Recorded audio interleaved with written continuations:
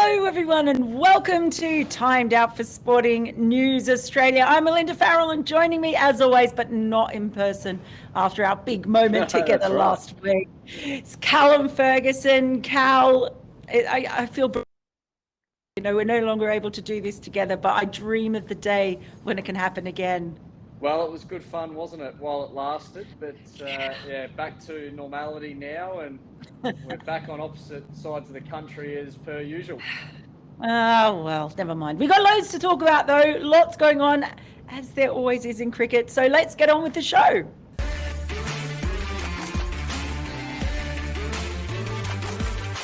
Okay, look, I've given in. I was going to try and do this without my glasses on because our producer told me I looked like a student or a professor or something, but Cal has told me I should wear them, so I'm going to struggle through. No, you're onto something with them, Mel. They're working for you. Oh, I've been on the road so long that I've run out of contact lenses. That's basically what's happened. This tour, it's been going since the 21st of November. I'm all out. So that's what happens. Okay, first up today, we're going to talk about England men's cricket woes continuing in the Caribbean. Where they've won one, they've lost two, but even when they won one, they were smacked about pretty convincingly. This is supposed to be their strongest format of the game. It's certainly one of them. White ball world cup champions, and they missed out on the T20 World Cup, but it's still considered one of the most progressive sides. What's going on, Cal? Oh, you sort of hope that the Ashes series hasn't rubbed off on them, but it seems to be that they're just in a bit of a hole at the moment and unable to get out of it.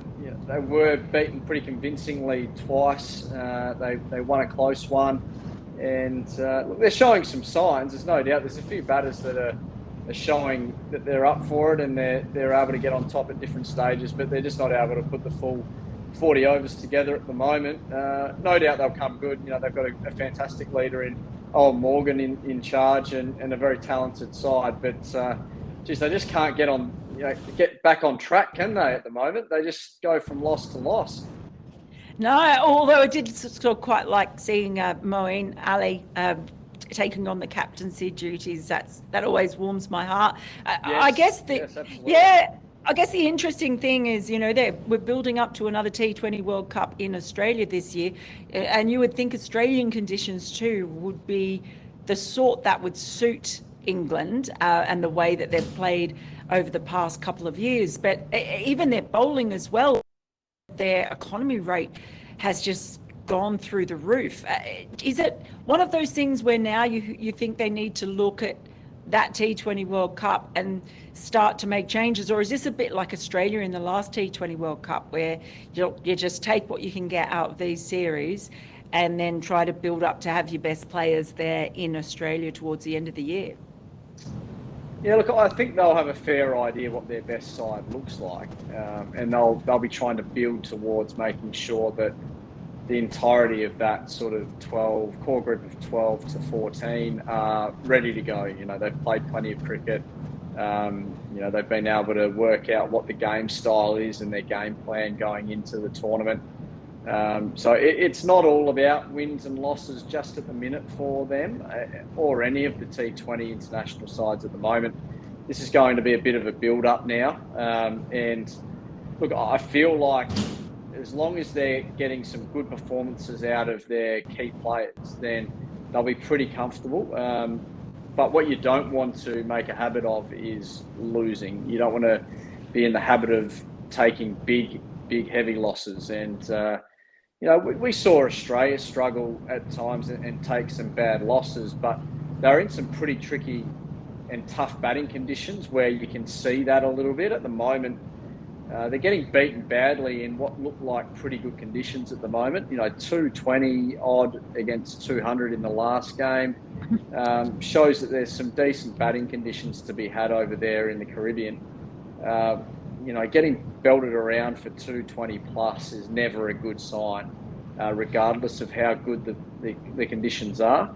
So they're going to have to find some answers and find some ways to restrict, contain, just be a little bit more aware of the game situations, because at the moment it seems like they don't have too many game plans, but that can be a situation that you find yourself in as a team trying to build towards a big tournament. You can find yourself trying different players in different scenarios and giving, exposing some players to situations they're not used to from game to game. So I feel like you can be a little bit more prone to something like that happening. So as long as it doesn't become a habit for them, I think it's okay. They're building towards a World Cup. If it starts becoming habitual, then you've got some issues.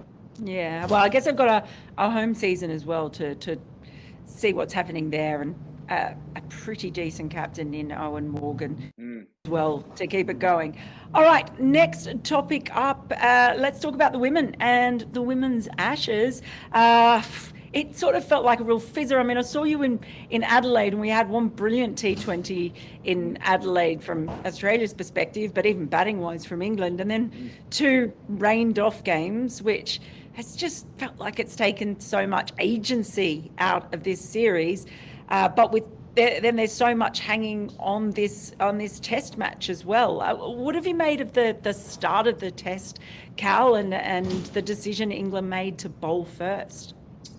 Yeah, it was a brave one. It's certainly, I think, in 4-day cricket, where the wicket's not going to deteriorate quite to the degree that it will over 5 days. There can be a bit more of a tendency to look to use the fresh wicket, that potentially a bit of grass on it, a bit of I suppose movement off the seam because of the freshness of the pitch. You want to try and make the most of that, because potentially the last 3 days of the game can be quite flat. So it's a brave move, and I feel like it's an attempt to try to put Australia on the back foot and get a foothold in the game. And they managed to do that early. I thought they bowled quite well and asked the right questions. And in the end, they put themselves well ahead of the game with 3 early. But, experience and a bit of class came to the crease and joined Haynes in Meg Lanning, and what a partnership it was. We saw 90 and 80 from Lanning and Haynes respectively, and they got back on top, the Australians, but a couple of quick wickets, and all of a sudden 2 fresh batters at the crease. All of a sudden the game changes, and that's 4-day cricket, that's test match cricket. And we love the ebbs and flows, and we certainly saw a bit of the ebbing and flowing going on in that T20 in Adelaide that we actually got completed compared to the other 2 days. Yeah, we did. And I mean, you've mentioned 4 days a few times there, and anyone who knows me will know that I think it just should be 5-day test matches for women now. That should it shouldn't even be a question anymore. We've just had too many draws. Why would they do it, Mel? Because it's always been, I think part of it has been, trying to fit in. It was a big enough achievement to get countries to agree to do test matches anyway, particularly Australia. England were the one who pushed it back when they started this multi-format series.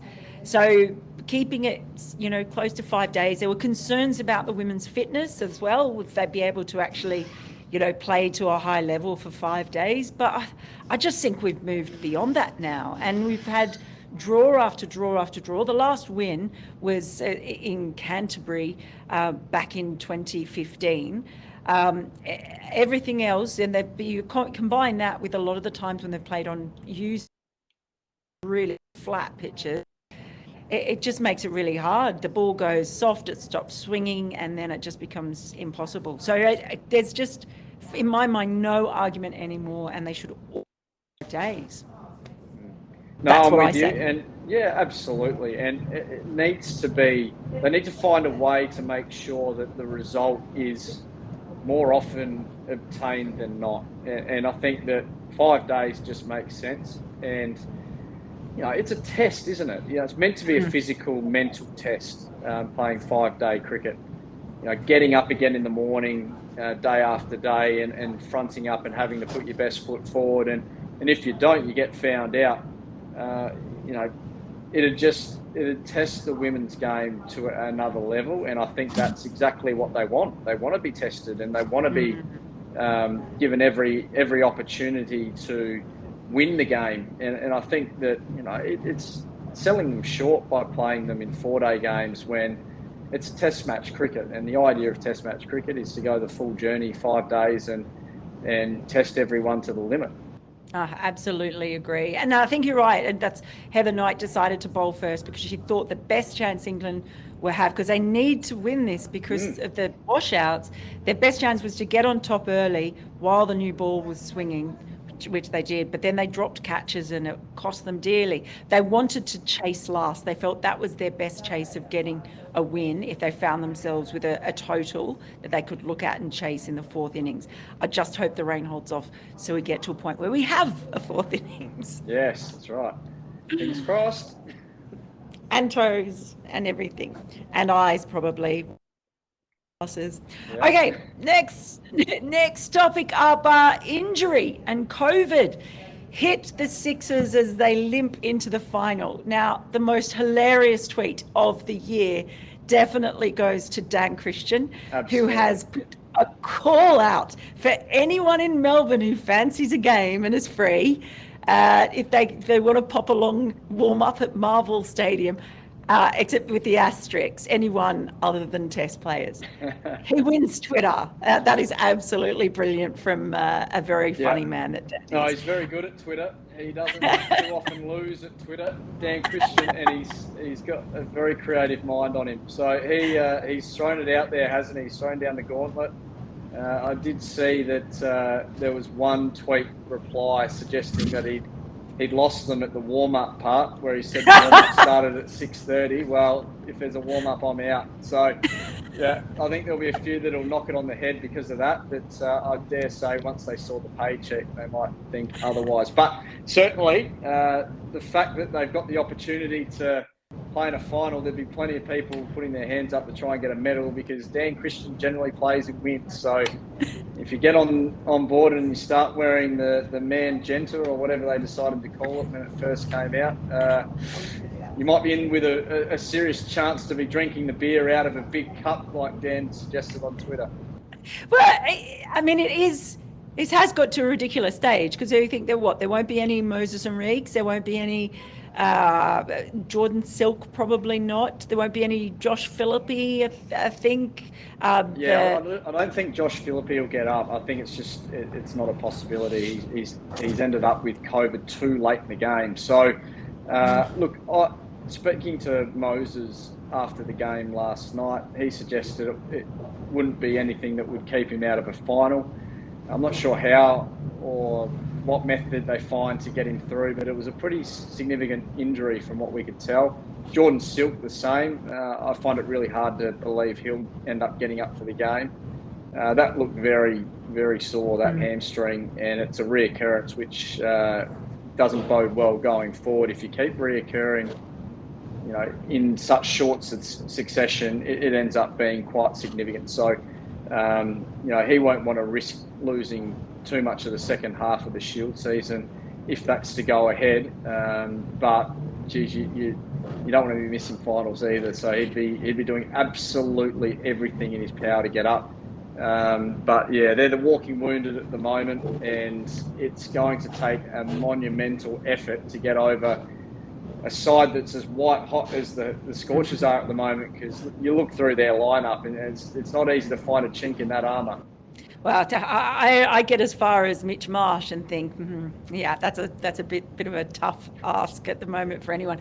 But how do you look at this whole Steve Smith situation, that they've been trying to get Steve Smith in because he hadn't been registered because he was going to be playing those white ball games for Australia? They've been crying for him to be let in. A lot of former players and current players have expressed very strong opinions that you should get the biggest draw card names in as possible. But others are saying, well, they should have predicted that this might happen when that temporary, only a few weeks beforehand, that stops him playing. Yeah, look, this is a massive oversight from Cricket Australia. I cannot believe that they haven't got some levers to pull at their disposal to allow for the best players in the country to play for their team in a Big Bash final, a Big Bash minor round game, a Big Bash anything when they become available. Yes, I understand the contracting process, and I understand that other teams would be putting contracts to some of these players just on the off chance that they might be available. But Cricket Australia need to be in a position where if a Steve Smith or if a Josh Hazlewood or anyone else becomes available, they're able to play for their designated team. And I just find it absolutely flabbergasting that we haven't found a way to get Steve Smith into the contest, into the competition, when he's so willing to be a part of it. He wants to be a part of it. He wants to be a part of the entertainment for young cricketers, and he wants to enthuse the younger generation for the game. And we can't use him to sell the game to the younger generation. It's an absolute travesty. I don't understand how you can leave yourself so open to something like this happening in your competition, and it's a real blight on Cricket Australia that they've allowed it to happen. I understand that all the other teams are working to a certain contracting salary cap, etc. And Steve Smith wasn't on contract. He didn't put his name in the pool for replacement players, and the reason is simple. He's a Sixers man. If he puts his name in the pool, he could end up playing at any team. So I understand that side of things. Cricket Australia just need to be better at thinking ahead. If this scenario takes place, what is the lever that we pull that enables us to get the best players in the country playing in our competition? The one we put up in spotlights every summer. We give it the best opportunity every summer with the prime time period over school holidays. And we've left ourselves so open to our best players not being able to play. It's an absolute travesty. Yeah, couldn't agree with you more. It seems like a real own goal in the end from Cricket Australia, especially when you look at the Sixers and how depleted they are. Just shocking. Seems crazy. We are definitely in agreement on that one. Okay, so and finally let's stay with the Big Bash, because I know you were commentating. Excellent commentating as well. I really enjoyed it. I love listening to you on commentary. It's like, go Cal, go Cal. I love the fact that every time you make a prediction, Ricky Ponting's like, really? He doesn't watch this show clearly because he doesn't know you're Calstradamus and everything you predict comes true. Now there was an incredible finish though in that game, and the Sixers pulled a very interesting tactic there, bringing injured Jordan Silk on when the wicket fell. He came in, he couldn't have a runner because he was batting higher than 9, and clearly they thought he might be able to bosh 1 or 2 and help them get over the line. And then when he was at the non-strikers end and there was 1 ball to go and the couple of runs needed off it, they brought on the man who was the assistant coach a week earlier, and he was much quicker at running than the injured Silk. So it retired basically. And I don't know about you, I think it's a great tactic. It's a game where they've brought in the X factor before, that this idea of the super sub sort of thing. There are times in games when I've thought, I wish they would retire this player because this is actually doing them no favours to have this player in right now. But it's caused a lot of controversy. Bad sportsmanship against the spirit of the game. What do you reckon, Cal? Not for mine. It was a great move. They pulled the right lever, I thought. And even Jason Gillespie's come out to his credit today on Twitter and acknowledged he thought it was good use of the rules and the regulations. Jordan Silk, we knew he was injured. We knew it was a reoccurrence of a previous injury. He got through the previous game, injured it again in that semi-final or challenger game. So, at the death knell when it really counts, you've got to give yourself every opportunity to win the game. And the Sixers did exactly that, and they were playing within the rules. And as far as I'm concerned, the spirit of cricket wasn't harmed. It's within the rules. They've got every right to send Jordan Silk out to see how he goes, to see whether he can have an impact with the bat, whether he can run up and down the wicket as well as they'd hope. Clearly, they They then realised that he wasn't going to be able to once he hit that ball into the outfield and trotted through for the single, ended up off strike. They would have known that he wasn't going to be able to run as well as they'd hoped.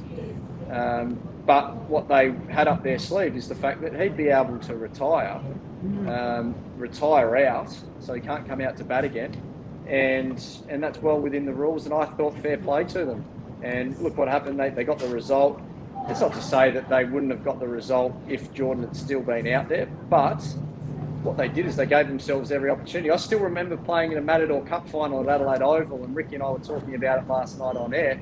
He took all of his pads off, took his gloves off, took his thigh pads off, threw them on the sidelines for the last ball of a Matador Cup final in the hope that they might be able to run a 2 to get over the line. And unfortunately for them, Jimmy Faulkner couldn't make contact with the ball, and the game was all over Red Rover for the Redbacks to hold the cup up. But, you know, it's in moments like that where some people are going to say, oh, Ricky shouldn't have taken his pads and gloves off, you know, rah, rah, rah. He was at the non-strikers end, he was the batter out there, and why should he be taking his pads off? Well, he's giving himself every chance to win. He doesn't need pads and gloves to protect him at the non-strikers end. Hmm. Give yourself every opportunity to win. I'm all for it. I think that's great, and I think it may end up being the next thing in T20 cricket, though. Probably get yelled down by T20 traditionalists, but the idea that teams do make a thing out of tactical retirements, as you know, matchups and everything else come into it. It could become just a part of T20. Well, it could be just the last little tap on the damn wall that allows it to burst open, and now we start seeing retirements throughout the innings. Who knows? But certainly it's something that we haven't seen before, and it's something that we perhaps at stages thought we'd never see. We've now seen it, albeit on the back of an injury, but it's something new, and it's something exciting, I think. Yeah, all for it. Well, surprise, surprise, we tend to agree on these things again, Cal. You're right. That's because we're on the side of right, obviously. Oh, right. But yeah, thank you so much for your thoughts, as always. And whatever you guys are doing, there's lots on. There's, of course, that series over in West Indies. We're obviously going to have our eyes on the Women's Ashes as well. So as that develops, we'll know more when we talk next week. Until then, make sure you enjoy your cricket. Bye-bye. See you, team.